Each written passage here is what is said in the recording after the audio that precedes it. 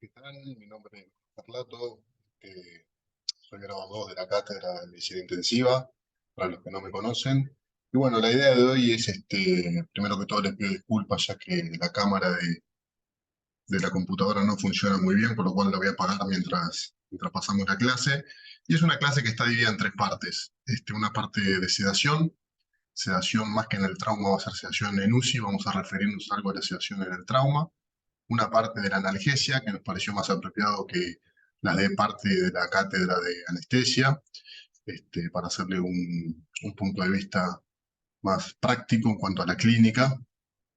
Y la tercera parte, que en este caso pedimos disculpas, era la parte de delirium, que estaba encargado por la doctora Alejandra Levy, que está en estos momentos certificada y no va a poder concurrir a la misma. Bueno, vamos a empezar entonces por la parte de sedación en UCI. Voy a ir apagando la cámara. Así podemos comenzar la misma. Bueno,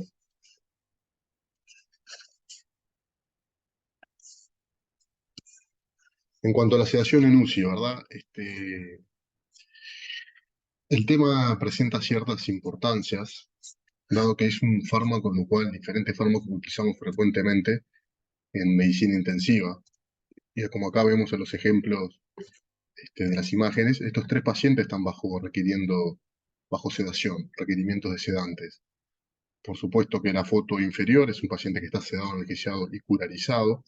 Luego vamos a ver cómo podemos hacer la monitorización de la sedación en esos casos. Un paciente despierto, respondiendo órdenes, puede estar bajo efectos de diferentes tipos de sedantes, y ni que hablar, para realizar diferentes maniobras en UCI se requieren también dichos fármacos. ¿Qué es importante de esto? Siempre tener presente que en terapia intensiva la mayoría de los pacientes que requieren sedación requieren a una dosis baja. ¿Qué quiere decir esto? Que debemos priorizar la asistencia del paciente con el concepto de analgosedación, o sea, priorizar la analgesia más allá de los sedantes, y dentro del paciente que requiere sedantes, la mínima necesaria para la situación clínica del enfermo. Pacientes que requieran sedación profunda son la minoría de los pacientes en UCI. Y eso es importante porque cuanto menor sedación utilicemos en UCI, como ahí dice, menor estadía en UCI, menos días de asistencia respiratoria mecánica invasiva, menos complicaciones infecciosas, por ende menos debilidad adquirida del crítico, menos delirium, en definitiva menos costos, medios estudios, menos que requieren los pacientes en UCI, ¿verdad? Y eso es lo que mejora los outcomes de los enfermos, parte importante de los mismos. Esto se requiere, o esto mejor dicho, se optimiza en todos los pacientes, pero siempre dentro de la terapia de la población de personas enfermos en medicina intensiva hay que hacer una lupa, y eso se debe priorizar sobre todo los enfermos que son mayores de 65 años, en los que presentan una obesidad con un índice de masa corporal mayor o igual a 30, en los que tienen incuria hepática y renal, ya que como vamos a ver más adelante, la mayoría de estos fármacos tienen metabolismo hepático, generando metabolitos activos que se eliminan a nivel renal, principalmente las benzodiazepinas. De ahí su importancia. En caso de pacientes que requieran sedación, siempre tener presente utilizar, como ya dijimos, la mínima sedación posible dependiendo de la situación patológica que se requiera, dado que eso mejora los outcomes en UCI de los pacientes, fundamentalmente de esos pacientes como recién hemos mencionado. El paciente sedado, ¿cómo lo podemos monitorizar? A grandes rasgos sabemos que lo podemos monitorizar desde un punto de vista clínico o paraclínico. De un punto de vista clínico, la monitorización de la sedación, que debe estar incluida en todos los protocolos de la UCI, o sea, cuando nos enfrentamos a un paciente sedado, primero que todo pensar cuál es la razón de la cual estamos sedando al enfermo, y la segunda pregunta es si ese paciente en ese momento requiere menor o mayor sedación, y en caso de requerir menor sedación, si ese paciente es pasible de una ventana de sedación, que debe estar incluido en todo protocolo. La monitorización de los mismos clínicas a través de las escalas. Las escalas fundamentalmente es la escala de RAS, como todos ustedes bien conocen. Ahí tenemos marcado con el cuadro en rojo, el objetivo que debe ser siempre de 0, -1, -2, un paciente alerta y tranquilo, que esté medianamente somnoliento con una sedación leve, o sea que se despierte brevemente al llamado, pero que dure menos de 10 segundos el seguimiento con la mirada. También tenemos otras escalas menos utilizadas, por lo menos por nosotros, como la SAS, la Sedation and Agitation Scale, que ahí se las dejo para que la conozcan. ¿Cómo hacemos en el caso del paciente que lo tenemos una sedación profunda y que además lo tenemos polarizado, ¿verdad? Como puede ser y como hemos vivido ampliamente en esta última pandemia recientemente. Para eso tenemos que utilizar ciertos estudios paraclínicos como el índice biespectral, el BIS, que es mediante un registro electroencefalográfico de electrodos colocados a nivel bifrontal, en el cual se obtienen diferentes valores con un objetivo, unos registros entre 40 y 60. Sabemos que valores menores de 40 asocian a mayor mortalidad, dado que estamos hablando de sedación muy profunda o electroencefalograma plano en su mayor espectro. O sea que el paciente que tenemos despierto, ese es en lo que se utilizan las escalas clínicas, ¿verdad? La escala de RAS o la escala de SAS. En los pacientes curarizados, para clínicamente podemos usar el índice biespectral. En relación a los fármacos, tenemos diferentes fármacos sedantes que utilizamos en medicina intensiva, ¿verdad? Ahí vemos los clásicamente utilizados, como el propofol, las benzodiazepinas, fundamentalmente el midazolam. Ya les comento que el midazolam y el lorazepam son los únicos que están aprobados por la FDA para utilización en forma continua en bombas.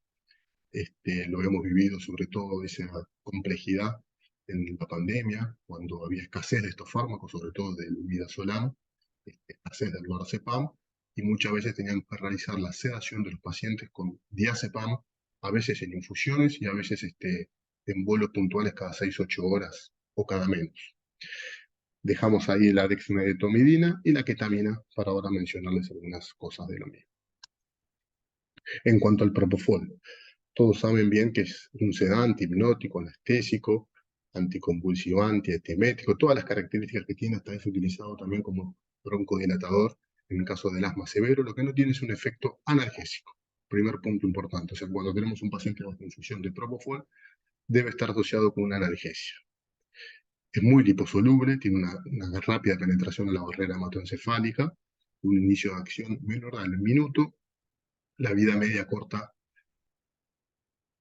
es en infusión, es entre 3 a 10 minutos, o sea, su efecto luego de suspendida la infusión a los 3 a 10 minutos ya tiene disminución del efecto. O sea, sugiere no hacer infusiones más allá de 48 horas, y lo que es importante destacar que este fármaco se afecta tanto por la disfunción hepática o renal, o sea que no requiere ajuste de dosis.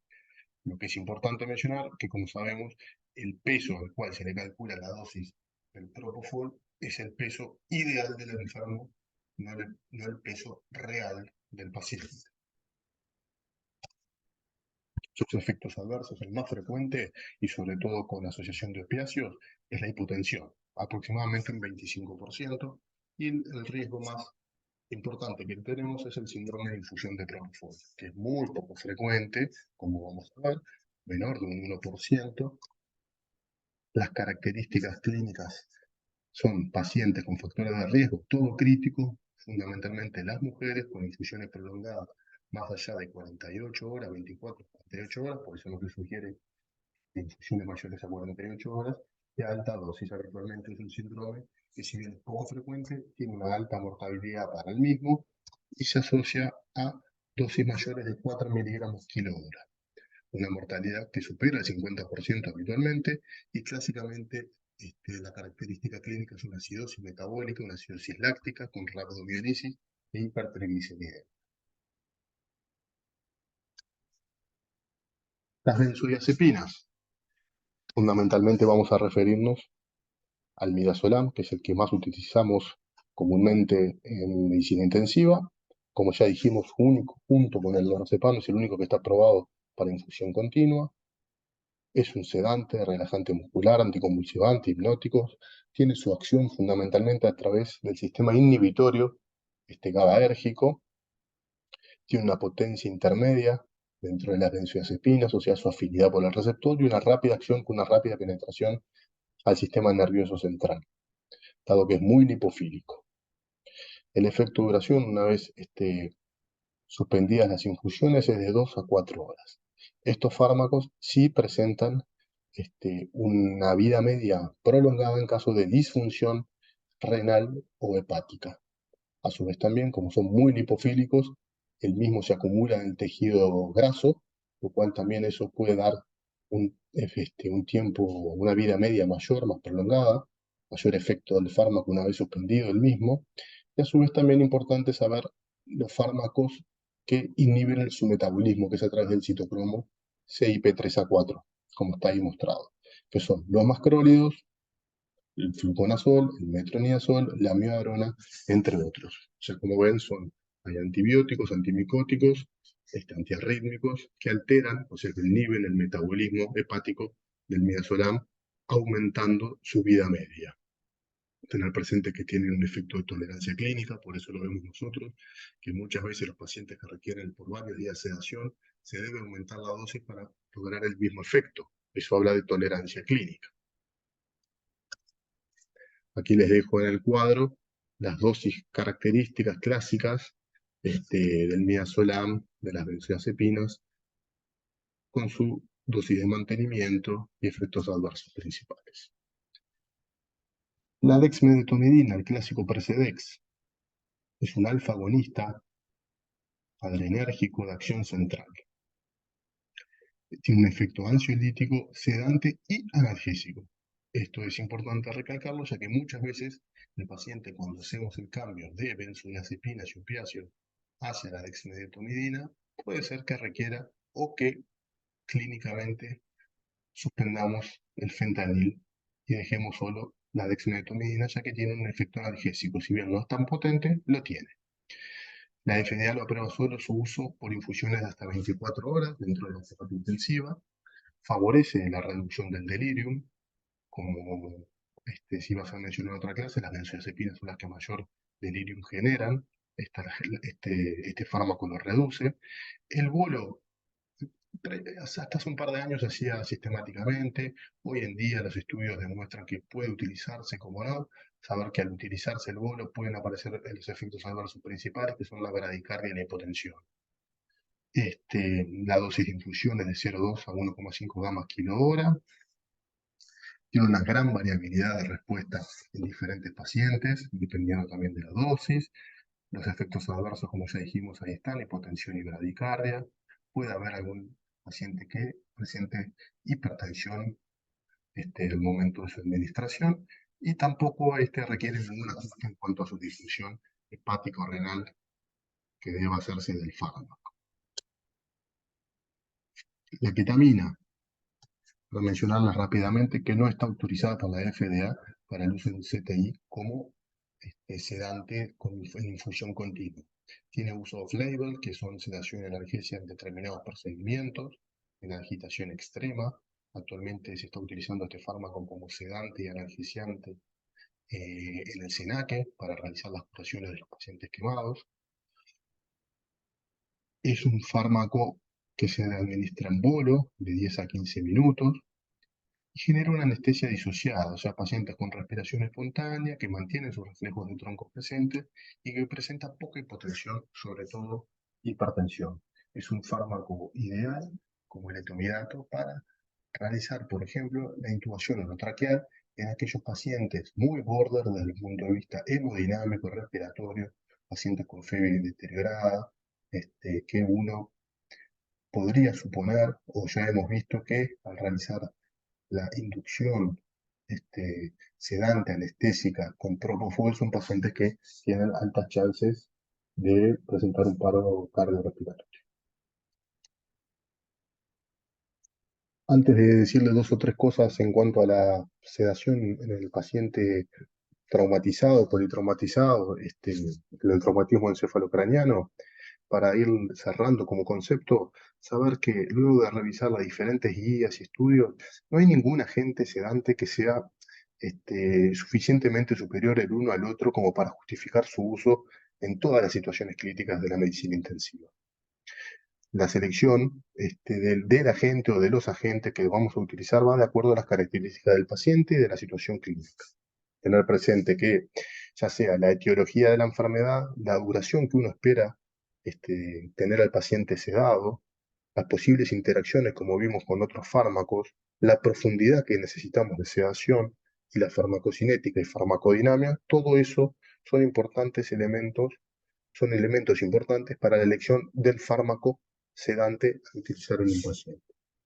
Dicho esto, sabemos que los pacientes con traumatismo encefalocraniano generalmente quedan excluidos de los estudios randomizados para los fármacos sedantes, ya que tienen una baja nivel de evidencia, porque además se sugiere que el manejo característico clásico del resto de los pacientes críticos puede ser perjudicial en este tipo de pacientes, ya que la sedación tiene indicaciones neuroespecíficas propias, previniendo justamente la injuria encefálica secundaria.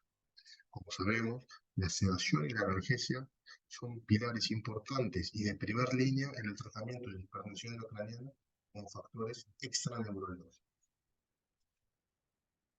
Estudios comparativos han demostrado que tanto el midazolam como el propofol tienen eficacia similar como agentes sedantes en estos pacientes.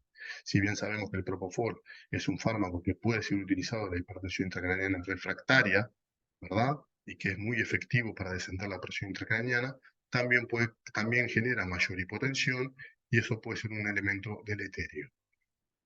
En cuanto a los costos, claramente, el del propofol es superior al del midazolam y en nuestro país el fármaco sedante por elección que utilizamos es el midazolam.